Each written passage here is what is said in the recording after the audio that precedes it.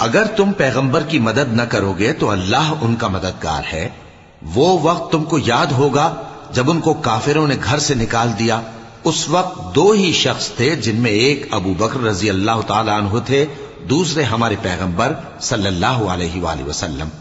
جب وہ دونوں غار ثور میں تھے، اس وقت پیغمبر اپنے رفیق کو تسلی دیتے تھے کہ غم نہ کرو، اللہ ہمارے ساتھ ہے۔ تو اللہ نے ان پر تسکین نازل فرمائی اور ان کو ایسے لشکروں سے مدد دی جو تم کو نظر نہیں آتے تھے، اور کافروں کی بات کو پست کر دیا۔ اور بات تو اللہ ہی کی بلند ہے، اور اللہ زبردست ہے، حکمت والا ہے۔ تم ہتھیار تھوڑے رکھتے ہو یا بہت، گھروں سے نکل آؤ اور اللہ کے رستے میں مال اور جان سے جہاد کرو، یہی تمہارے حق میں بہتر ہے، بشرطے کہ سمجھو۔